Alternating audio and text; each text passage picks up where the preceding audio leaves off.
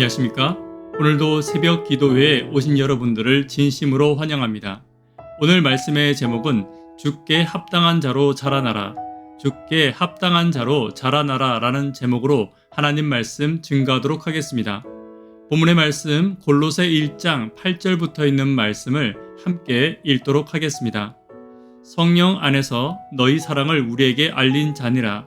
이로써 우리도 듣는 날부터 너희를 위하여 기도하기를 그치지 아니하고 구하노니 너희로 하여금 모든 신령한 지혜와 총명의 하나님의 뜻을 아는 것으로 채우게 하시고 주께 합당하게 행하여 범사에 기쁘시게 하고 모든 선한 일에 열매를 맺게 하시며 하나님을 아는 것에 자라게 하시고.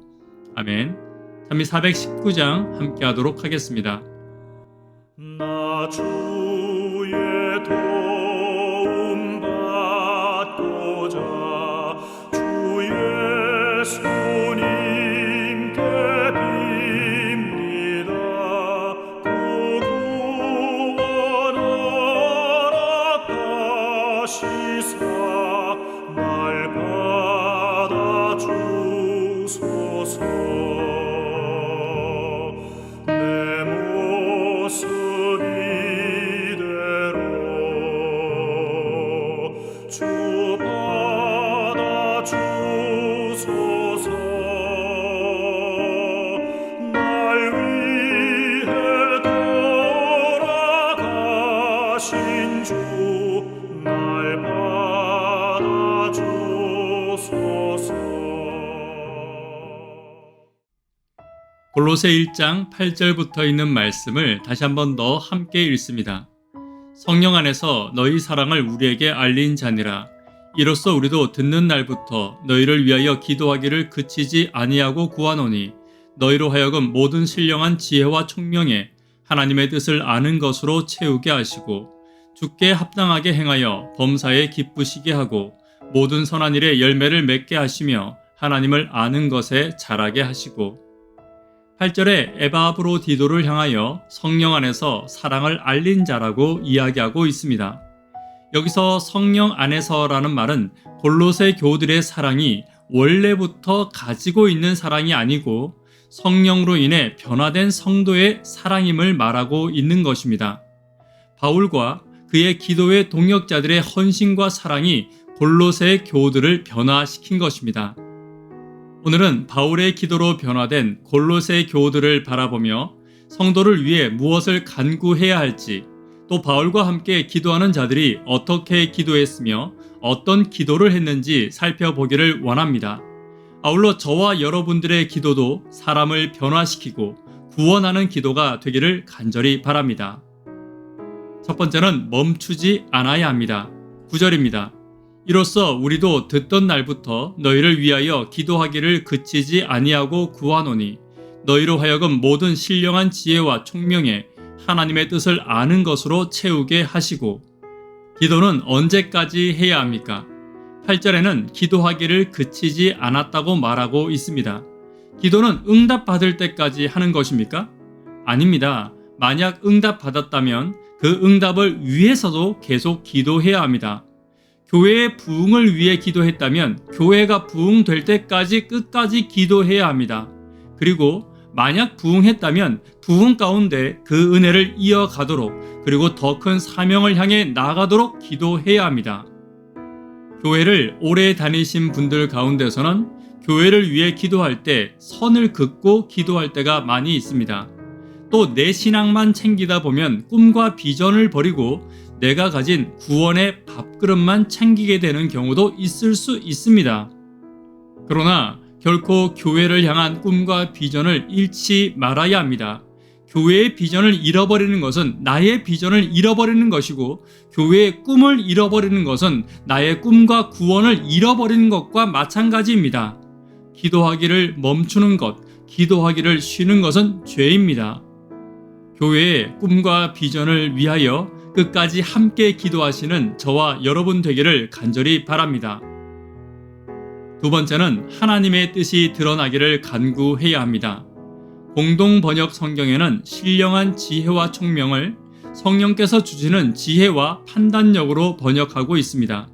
지혜와 판단력, 총명은 성령께서 주시는 것으로 내가 하나님의 뜻을 아는 데까지 자라나게 하는 능력입니다.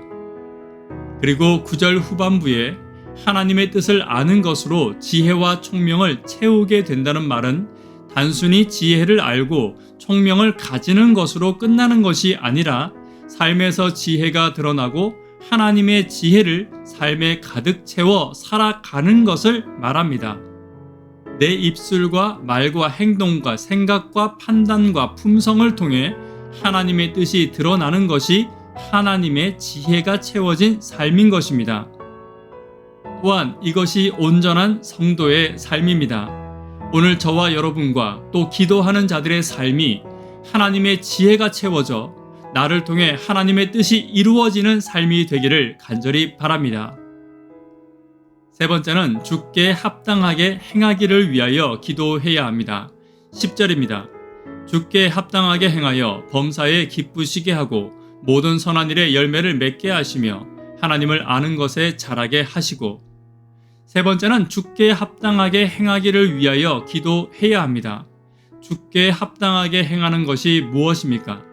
생각해야 할 것은 조금 전에 살펴보았듯이 성경이 주는 지혜와 판단력은 단순히 지식으로 머무는 것이 아닙니다. 삶으로 드러나는 것이고 먼저 이것이 주께 합당한 삶입니다.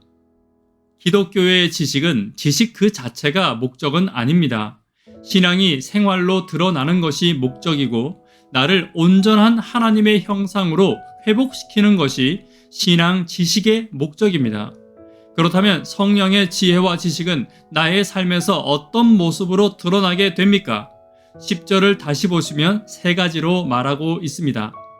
첫 번째는 범사에 기쁘시게 하고, 두 번째 모든 선한 일에 열매를 맺게 하시며, 세 번째 하나님을 아는 것에 자라게 하신다라고 말하고 있습니다. 하나씩 짧게 살펴보자면 범사에 하나님을 기쁘시게 하는 삶은 하나님의 뜻대로 살아가는 모습이 하나님의 기쁨이 되는 삶입니다. 하나님이 시키는 대로 수동적으로 움직이는 모습이 아닙니다. 하나님의 뜻이 무엇입니까? 내가 구원받고 축복받으며 하나님의 뜻대로 하나님이 준비하신 축복을 누리며 기쁘게 사는 모습을 말하는 것입니다. 두 번째, 선한 일에 열매를 맺는 삶입니다. 선한 일을 하는 것입니다. 언제나 사람에게는 두 가지 선택이 있습니다. 악한 것을 선택할 수도 있고 선한 것을 선택할 수 있습니다. 중간은 없습니다. 아무것도 하지 않는 것은 악한 것을 선택하는 것입니다. 나의 삶에 선한 것을 선택하고 선한 열매를 계속 맺는 저와 여러분 되기를 간절히 바랍니다. 세 번째는 하나님을 아는 것에 자라나야 합니다. 영적인 성장을 멈춰서는 안 됩니다. 내 작은 신앙적 지식을 자랑하는 것이 아니라 언제나 겸손으로 하나님과 더 깊은 관계 속에서 자라나기를 위해 힘써야 합니다. 그래서 겸손의 예수님을 꾸준히 닮아가는 저와 여러분 되기를 간절히 바랍니다. 말씀에 결론 맺도록 하겠습니다. 성도와 교회를 위해 어떤 기도를 해야 하며 어떻게 자라나기를 소망하며 기도해야 합니까? 응답 받을 때까지, 응답 받고 난 이후에도 끊임없이 기도하는 것이 옳습니다. 하나님의 뜻이 드러나는 삶을 위해 간구해야 합니다.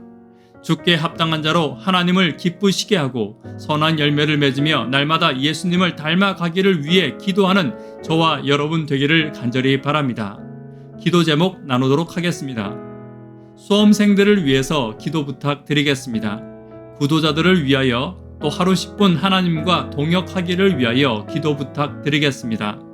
주께 합당한 자로 하나님을 기쁘시게 하고 선한 열매를 맺으며 날마다 예수님을 닮아가기를 기도하기를 멈추지 않는 내가 되기를 위하여 기도 부탁드리겠습니다.